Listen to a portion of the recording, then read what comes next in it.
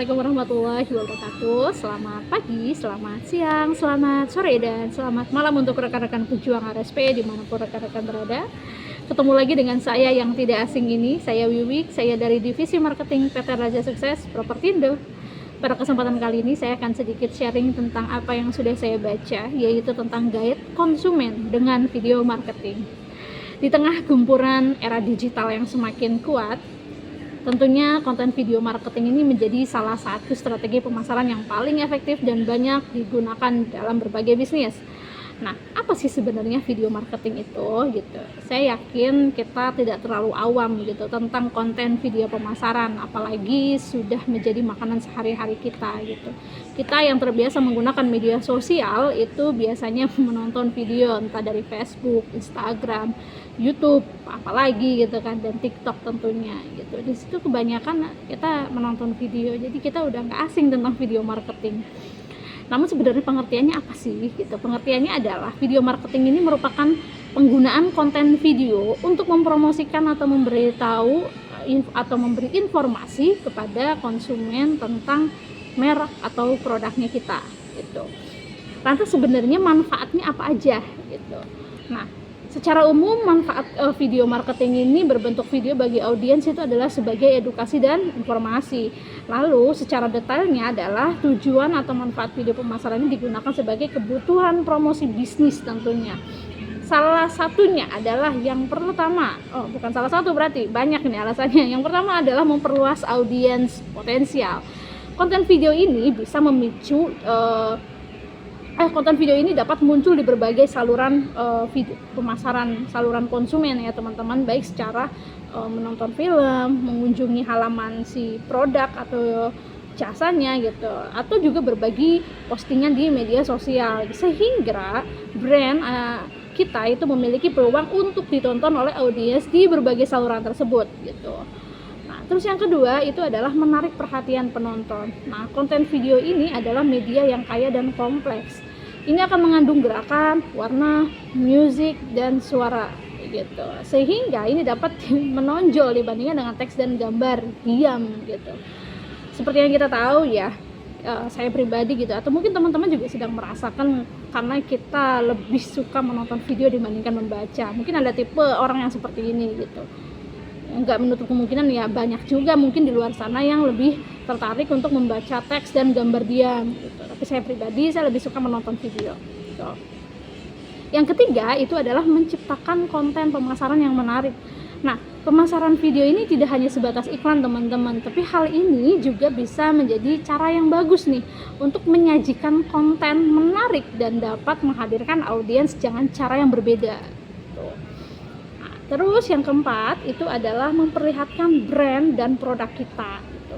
Melalui konten video ini teman-teman gitu kita ya dapat sekaligus menjelaskan terkait histori produk kita gitu, dan produk manfaat yang kita tawarkan gitu. Nah, ini akan menjadi media praktis dan lengkap nih, karena jika kita hanya menggunakan konten dalam format teks atau gambar, penyampaian informasinya itu akan kurang lengkap gitu. Jadi kalau ketika nonton video kan udah langsung ada gambar, udah ada deskripsi dan lain sebagainya gitu. Nah, untuk membuat video yang menunjukkan produknya kita ini dapat membantu pembeli melihat bagaimana cara menggunakan produk, bagaimana cara akses masuk ke dalam perumahan misal gitu, contoh gitu. Dan itu insya Allah akan memudahkan konsumen gitu dengan adanya video marketing tadi gitu. Lalu jenis-jenis video marketing itu apa sih gitu. Yang pertama itu ada namanya jenis video tutorial.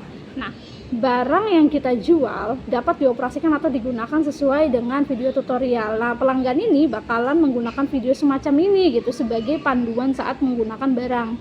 Dan kita juga dapat memasukkan harga atau nilai produk kita gitu. Contohnya, misalkan karena kita adalah perusahaan properti dan jualan rumah, otomatis misalkan contoh kita bikin tutorial mendesain kamar anak kayak DIY gitu dengan tampilan video perumahan kita, tentunya masukkan brand, masukkan harga dan lain sebagainya gitu. Terus yang kedua ada namanya video event. Nah, tentunya video event itu adalah video acara yang disponsori oleh perusahaan kita misal, atau enggak kita lagi ngadain acara di perumahan kita gitu. Contoh misalkan kayak groundbreaking masjid perumahan kita gitu. Nah, terus yang ketiga itu adalah video edukasi. Pelanggan ini dapat memperoleh keahlian atau informasi melalui video pendidikan. Tujuannya adalah untuk mengembangkan pemahaman inti tentang apa yang perlu kita ketahui sih dengan perusahaan kita gitu. Dan ini juga menampilkan layanan yang disediakan oleh perusahaan kita. Kalau video edukasi untuk perumahan itu biasanya misalkan beli rumah saat muda. Mungkin teman-teman juga sekarang pernah ya baca gitu artikel, kalau nggak salah bunyinya intinya seperti ini. Intinya adalah Gen Z itu banyak terhalang ngambil KPR karena pinjaman online. Gen Z nggak bisa ambil KPR karena sering ngopi gitu. Ngopi itu maksudnya nongkrong ya, jajan lagi, akhirnya kan nggak nabung dan akhirnya nggak jadi beli rumah gitu. Nah, edukasi seperti ini juga penting gitu untuk menjaga diri dari cicilan misal gitu. Nah, terus yang keempat itu adalah video branding. Video branding ini adalah pelanggan atau calon konsumen ini dapat memeriksa dan memahami motivasi mereka untuk membeli produknya kita gitu dengan bantuan video branding.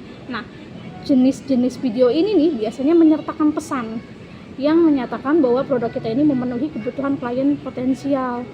Jadi kalau misalkan perumahan kita adalah perumahan yang satu-satunya dengan lokasi strategis misal, atau perumahan kita itu dengan kawasan misal jadi kawasan perumahan yang bisa jadi tempat wisata misal kayak gitu.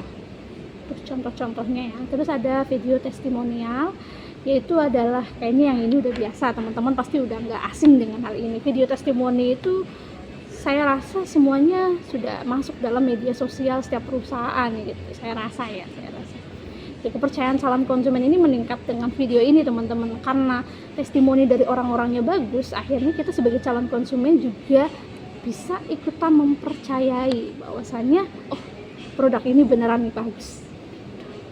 Itu sih paling teman-teman video saya pada kesempatan kali ini. Semoga ini juga bisa bermanfaat buat semuanya, khususnya buat saya juga, pembelajaran terbaru dan mengingatkan kembali juga bahwasannya sepenting itu video marketing gitu. Jadi kita juga harus lebih effort untuk membuatnya video marketing, lebih effort juga untuk melakukan pemasaran untuk mendapatkan konsumen lebih banyak gitu. Terima kasih atas kesempatannya. Terima kasih sudah menonton video ini. Saya Wiwi undur diri. Assalamualaikum warahmatullahi wabarakatuh.